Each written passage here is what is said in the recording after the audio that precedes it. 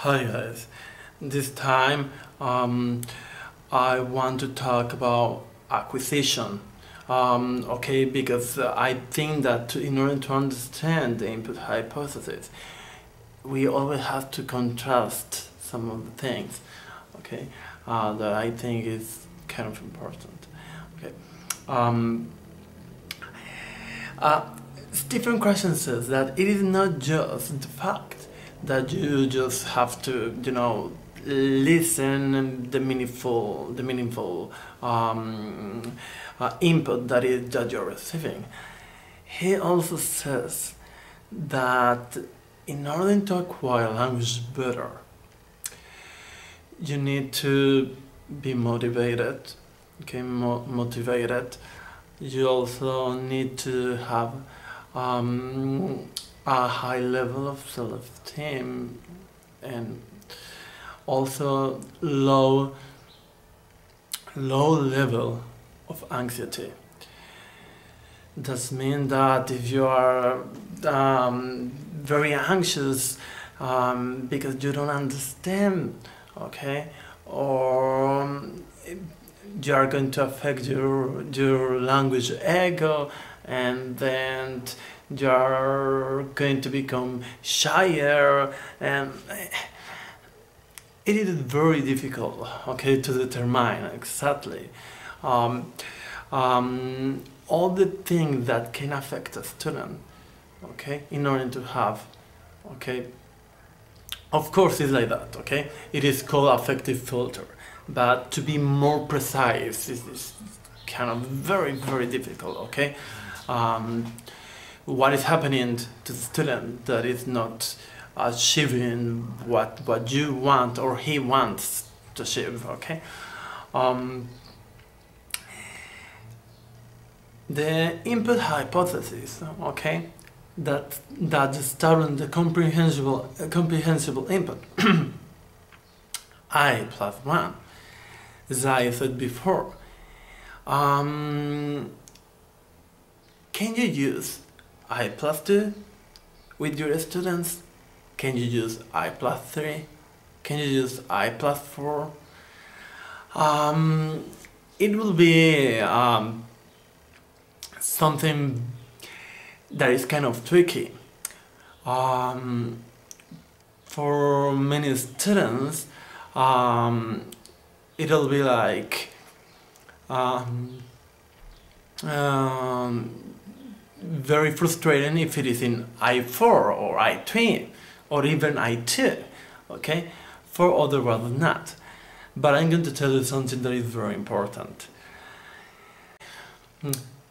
So, because it is difficult to determine with exactitude what our students know and why they don't, I really think we need to use, okay, I plus 2 or sometimes even I plus 3. It is something that I've done, okay. It is something that I've tested and it really works, especially when you're having conversation, okay, with the students, especially when you are saying stories, okay. And that, okay, being in an I plus 3 and I plus 2 helps a lot of the students, okay, because you provide them more natural weight of language, because it's not graded, okay, so it becomes more natural, okay.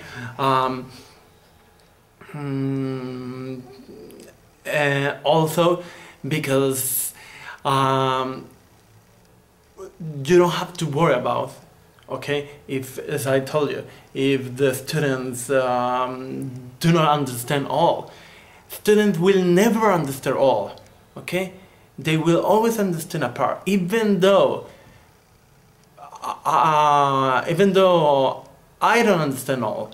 When I read things or when I hear people, I don't understand all. So I think You don't have to worry about if is he going to understand all. The student doesn't have to understand all, but he has to understand most of it, so he cannot feel frustrated. Okay. Other thing that I want to talk about is how do we make comprehensible the things that we teach, and it is very difficult and sometimes very tricky, okay? Because I've seen a lot of time teachers that they use very controlled activities, like transformation drills, you know, like, okay, here is a sentence, okay? Pepito likes potatoes. Now guys, you are going to do it in negative, in conditional, in question, and those activities don't work. And you're going to tell me, Paul, I beg your pardon, but I think they do. And I'm going to tell you why they don't work. If the objective is, okay, to acquire the language, they are not acquiring the language. They are understanding the structure, okay? If they get to understand it, okay? Because there will be like 1 + 1 is 2 and 2 + 2 is 4, okay? But that it is not helping them. They are not practicing, and there is something that we need to understand. Repeating structures, okay? Transformation drills, that is not practice. Interaction between people, okay, with comprehensible input, that is practicing, okay. And so you say, okay, so why should I do? And the thing that we have to do, we have to say, we as teacher, we have to say real things. That is one of the things my teacher, James Hunter, very good teacher trainer, that he used to train me time ago, told me once. He told me, Paul, you have to ask the students to say real things. And you have to say real things. And I didn't understand before what it means. But now I understand what he meant. And what he meant is that in order to make it more comprehensible, it has to be linked to the knowledge of the world. It has to be real.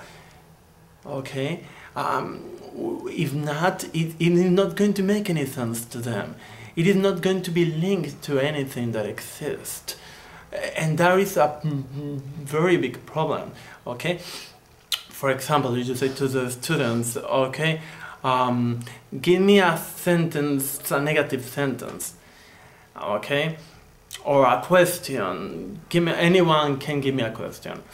And they are going to tell you, oh, give me a question with can, clarifying, okay? The student will raise a hand and say, I can play chess. And we write it down the board, and everybody assumes that. But it doesn't mean anything for anybody. But, in other words, if that person, okay, because that person, making a supposition, doesn't know how to play, okay, and he can't play chess because he doesn't know, okay,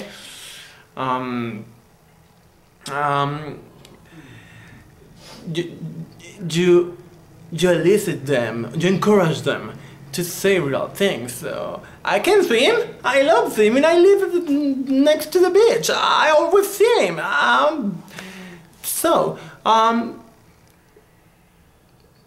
Now you have a real thing. Just you understand what I mean? Now you have something that it is connected to and is linked to the real life, the knowledge of the world. and the thing that he has lived. And it is something curious, lastly, because I know that I'm kind of boring. When we storage things, okay, in our mind, we don't storage the things,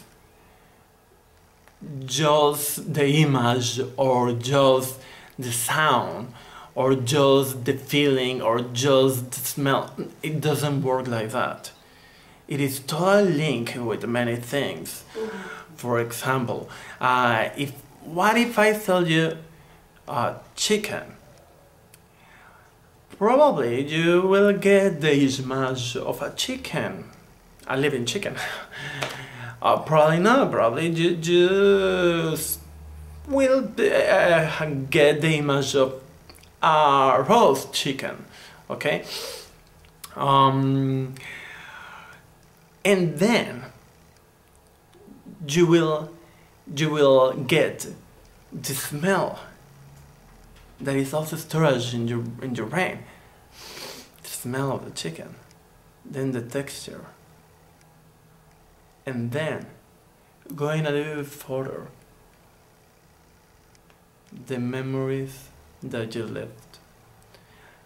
One day that you ate chicken with all your family in Christmas Day, I don't know. Okay, and these things, when you use comprehensible input, okay, right, I think that is going to really help your students to understand, to storage better. Sorry, to storage better, and in a long term. They will storage that because they are linked, okay, and it will be more meaningful and therefore more understandable. I am really extremely so sorry that I upload this too late. I saw all your work, and I found it very beautiful and interesting, and I will see you in module 4, I believe. Yeah, and have a good day. Thanks.